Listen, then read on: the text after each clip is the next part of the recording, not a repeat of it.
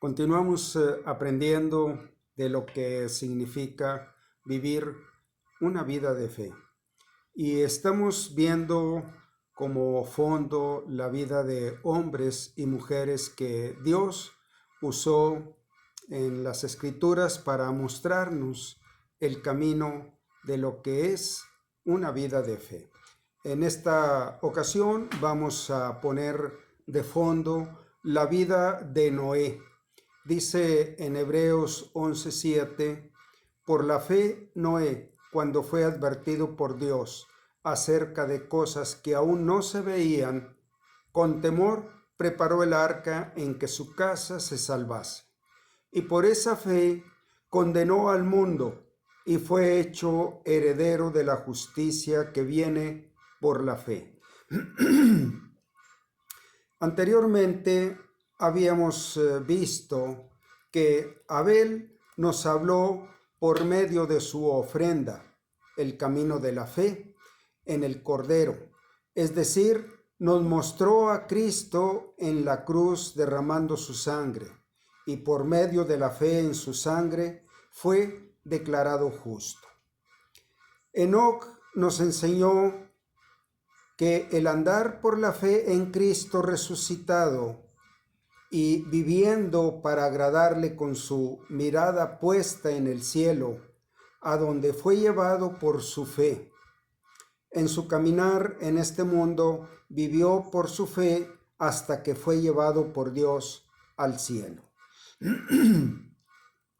Bueno, seguimos tomando también como base el versículo que nos declara en Hebreos 11:6, que sin fe es imposible agradar a Dios, porque es necesario que el que se acerca a Dios crea que es galardonador de los que le buscan.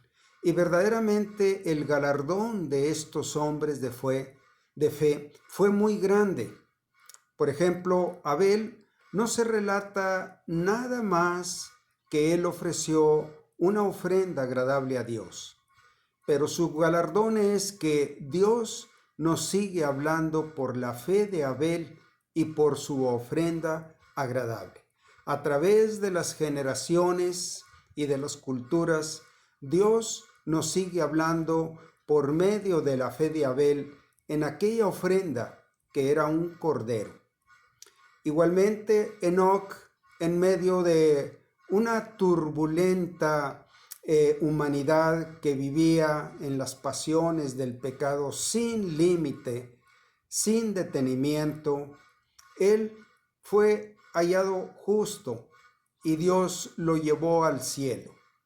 Bueno, ahora vamos a ver en un ambiente muy semejante, con los mismos estándares de moral o de inmoral más bien, en los días de Noé. Ahora vemos por medio de la vida de fe de Noé cómo la obediencia es fe en acción. No podemos concebir la fe si no ponemos en práctica la palabra de Dios.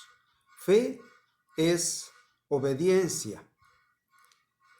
Noé, cuando fue advertido por Dios acerca de cosas que aún no se veían, él fue advertido de algo que nunca había pasado antes.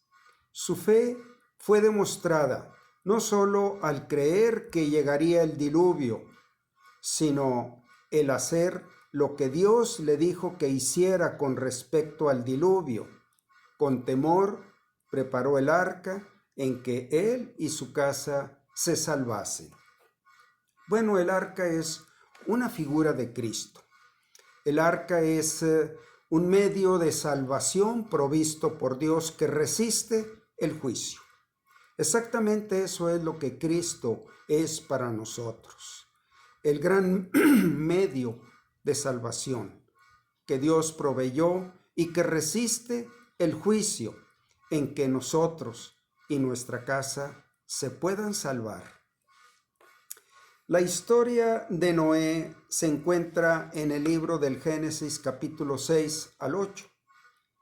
La humanidad estaba tan corrompida que Dios decidió terminar su paciencia y su espera por la misericordia, a que ellos se arrepintieran y se volvieran a su Dios creador. Aquí vemos cumplido un aspecto de cómo Dios trata con el hombre que ya no quiere volver a su Dios, su creador. En Romanos 2:1 nos da un enfoque de cómo la paciencia de Dios también tiene un límite. Y el límite es que Él, en su presciencia, en su preconocimiento, puede leer el corazón del hombre en que ya jamás se volverá a Él, cuando el hombre ya cometió el pecado imperdonable y ha pasado la frontera donde ya no tiene regreso. Aquí en Romanos 2:1 nos habla con muchos detalles acerca de esta manera en que Dios tiene un límite, por lo cual eres inexcusable, oh hombre, quien quiera que seas tú que juzgas, pues en lo que juzgas a otro, te condenas a ti mismo, porque tú que juzgas, haces lo mismo. Mas sabemos que el juicio de Dios contra los que practican tales cosas es según verdad. Y piensas esto, oh hombre, tú que juzgas a los que tal hacen y haces lo mismo, ¿que tú escaparás del juicio de Dios? ¿O menosprecias las riquezas de su benignidad, paciencia y longanimidad, ignorando que su benignidad te guía al arrepentimiento? Que todas las cosas buenas que Dios hace llegar a tu vida, aunque tú no lo reconozcas, aunque tú no le quieras obedecer, aunque tú no quieras creer en Él hace llegar su benignidad, su bondad, su paciencia, pero tú las menosprecias.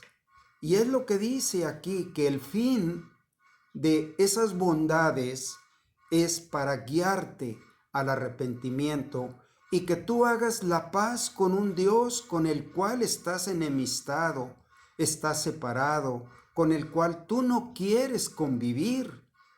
Bien, dice, o menosprecias las riquezas de su benignidad, paciencia y longanimidad, ignorando que su benignidad te guía al arrepentimiento.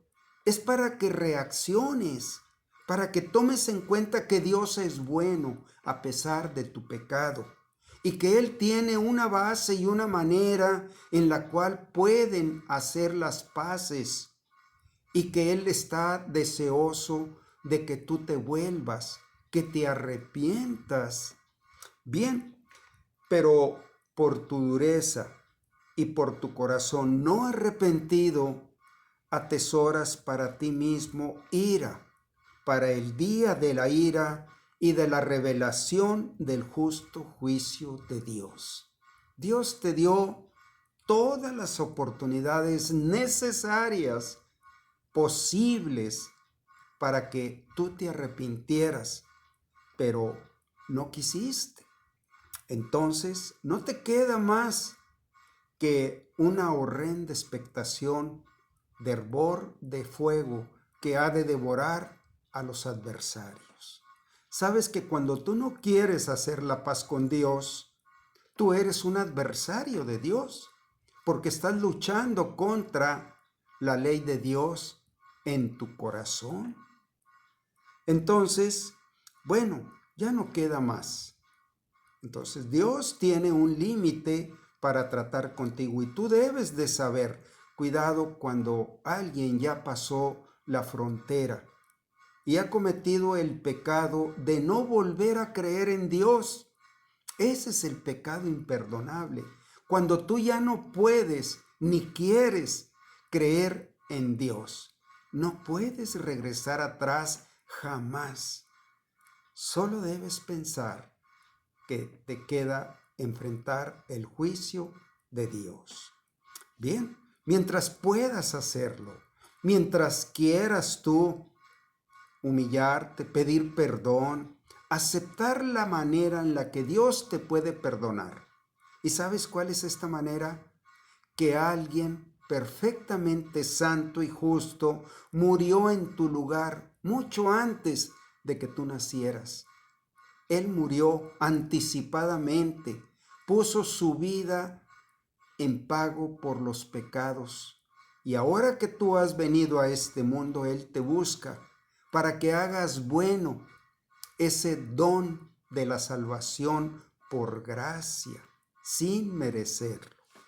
Bien, dice, por tu dureza y por tu corazón no arrepentido, atesoras para ti mismo ira para el día de la ira y de la revelación del justo juicio de Dios, el cual pagará a cada uno conforme a sus obras. Este pasaje viene en Romanos 2, del 1 al 6. Dios le comunicó a Noé su decisión de hacer juicio y le dio instrucciones para que construyera un arca en la cual pudiera salvarse él y su familia. Y también una pareja de representantes de toda la creación animal. Con temor y obediencia, Noé le tomó la palabra a Dios y así se salvó él y su familia. Para Dios, las vidas de fe de Noé y su familia eran muy valiosas porque Él continuaría a través de estas 8 personas sus planes eternos con el hombre.